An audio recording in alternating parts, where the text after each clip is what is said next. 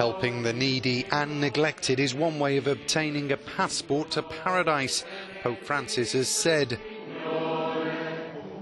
Celebrating Sunday Mass, the head of the Catholic Church marked World Day for the Poor by inviting homeless and unemployed people as guests of honour to the Vatican. Francis said there in the poor we find the presence of Jesus, who though rich became poor. For this reason, in them, in their weakness, a saving power is present. And if in the eyes of the world they have little value, they are the ones who open to us the way to heaven. They are our passport to paradise. For us, it is an evangelical duty to care for them. The Pope has made defence of the poor, immigrants and the downtrodden a major plank of his papacy, and some 7,000 people in need were welcomed to St. Peter's Basilica for the special Mass. Ultimátum para el presidente de Zimbabue, Robert Mugabe, cada vez más aislado. Un día después de masivas manifestaciones que pidieron su renuncia, los veteranos de la Guerra de Independencia también reclamaron su dimisión. Y su partido, ZANU-PF, anunció el domingo que lanzará en el Parlamento un proceso de destitución del mandatario si este no dimite antes del lunes.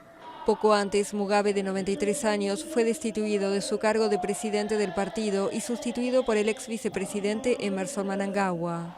Además, ZANU-PF anunció la expulsión de la primera dama Grace Mugabe, que tenía ambiciones presidenciales y deseaba suceder a su marido. El partido adelantó que Mnangagwa, destituido del cargo de vicepresidente por Mugabe a principios de noviembre, será su candidato en la elección presidencial de 2018. La crisis en Zimbabue se desató cuando en la madrugada del miércoles el ejército intervino en Harare en apoyo a Mnangagwa y puso en arresto domiciliario al presidente Mugabe, quien hasta ahora se ha negado a dejar el poder. Sebastián Piñera fue uno de los primeros candidatos en votar el domingo en las elecciones presidenciales de Chile. Favorito a suceder a la presidenta chilena Michelle Bachelet, prometió tiempos mejores para su país a partir de marzo próximo. A partir de marzo vamos a necesitar más que nunca la unidad de todos los chilenos, la fe, la esperanza, para poner de pie y en marcha nuestro país y para que los tiempos mejores lleguen a todas y cada uno de los hogares y de las familias de nuestro país. Piñera, que ya presidió el país entre 2010 y 2014, puede representar el regreso de la derecha al poder tras la gestión de la socialista Bachelet. El empresario multimillonario ha prometido llevar a Chile al pelotón de los países desarrollados en 8 años. El ejército sirio y sus aliados volvieron a expulsar el domingo al grupo yihadista Estado Islámico de Bukamal, última ciudad en manos de la organización. A principios de noviembre el ejército había anunciado que había reconquistado esta localidad, pero pocos días después los yihadistas consiguieron retomar su control. Los soldados se dedicaban el domingo a limpiar la ciudad de minas y explosivos dejados por el Estado Islámico. Con la pérdida de esta ciudad en el este de Siria, el grupo yihadista controla actualmente porciones muy pequeñas del país tras el derrumbe de su califato autoproclamado hace 3 años. Argentina trabajaba contrarreloj el domingo para localizar el submarino perdido con 44 tripulantes 4 días después de perder el contacto con el navío. Las 7 llamadas satelitales a bases navales detectadas el sábado reabrieron las esperanzas de que el Ara San Juan se encuentre en superficie. Pero la geolocalización se dificulta por una tormenta en el Atlántico Sur. Sigue habiendo mucho estado de mar, olas de 5 o 6 metros. Las unidades de superficie siguen capeando el temporal. Por suerte se puede seguir con el esfuerzo de exploración aérea. El operativo de búsqueda incluye fuerzas militares y civiles, tanto argentinas como extranjeras. Chile, Uruguay, Brasil, Perú, Estados Unidos, Inglaterra, Francia, y cada uno de esos países ha puesto a disposición un montón de material, recursos humanos y materiales. La última comunicación regular con el submarino fue el miércoles por la mañana, cuando se encontraba a 430 kilómetros de la costa en el Golfo de San Jorge. Navegaba de regreso desde la ciudad austral de Ushuaia hacia Mar del Plata, 400 kilómetros al sur de Buenos Aires, donde era esperado originalmente este domingo. Antonio Ledesma, the ousted mayor of Caracas, is greeted by family members as he arrives at Madrid airport. One of Venezuela's most prominent opposition leaders, he fled house arrest on Friday, crossing the Simon Bolivar Bridge into Colombia. Venezuela is not on the edge looking into the abyss. It is in the abyss. It's collapsing. And that's what I want to talk about with Prime Minister Rajoy. They just called me and I will probably meet him at the Moncloa at midday to bring him a message of gratitude from the people of Venezuela. The 62-year-old was detained in 2015 on charges of plotting to oust Venezuelan President Nicolás Maduro. His escape was an apparent embarrassment for security forces who had been keeping close watch over him. A now familiar scene for Kenyans as the country's political fate is decided in court. The Supreme Court has received two petitions that want to invalidate the October 26 presidential rerun.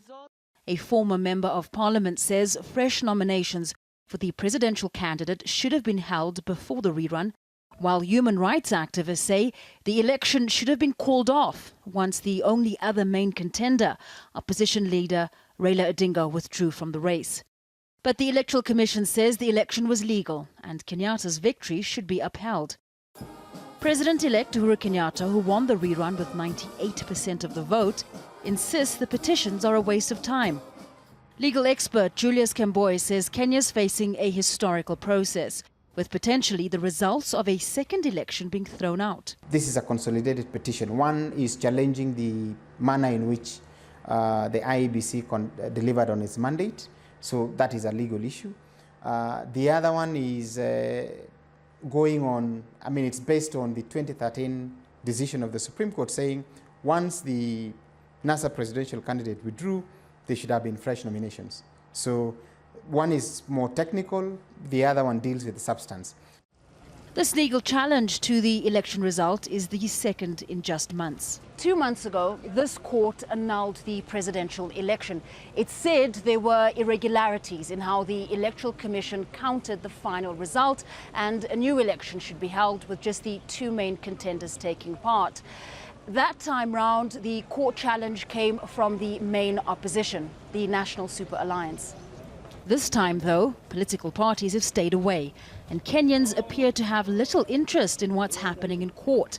There certainly is a level of fatigue as many Kenyans look forward to the end of months of election campaigning, voting and legal battles. It's unfortunate. But some say a court ruling either way won't immediately solve the political crisis brought on by political, economic and ethnic divisions. This winner-takes-it-all presidential system has failed us. And I think it's failing many other African countries as well. Perhaps in very diverse, heterogeneous nations like Kenya, we need a hybrid, a parliamentary system that leads to a situation where majority of the citizens, or not just the majority, but all citizens should feel included in government. And for a second time, Kenyans wait patiently to learn if they should prepare for new elections or a presidential swearing-in within the week. Famida Miller, Al Jazeera, Nairobi. Turkey, Russia and Iran have held closed-door talks on the civil war in Syria in the southern Turkish city of Antalya. The meeting comes ahead of Wednesday's summit between the leaders of the three countries at the Russian Black Sea resort of Sochi. Moscow, Tehran and Ankara are sponsoring the so-called Astana peace talks, which calls for the creation of de-escalation zones in key areas of Syria. Although Turkey has supported rebels looking to overthrow President Bashar al-Assad's government, it has muted its critiques of the Syrian regime, which is backed by Russia and Iran. On the agenda at the Sochi summit are reducing violence and ensuring humanitarian aid. Turkish Foreign Minister Mevlut Cavusoglu didn't provide any more details on Sunday's meeting, which comes as violence in Syria's 6-year war diminishes. But as the Syrian army and its allies took control of Abu Kamal, Islamic State's last significant town in Syria, it seems a political solution is still out of reach. The army had declared victory there earlier this month, but the jihadists staged a counterattack using sleeper cells hidden in the town. Televidente, assim aqui nos apresentamos nos notícias internacional, permitindo um espaço comercial e agora nos saber nos notícias deportivo.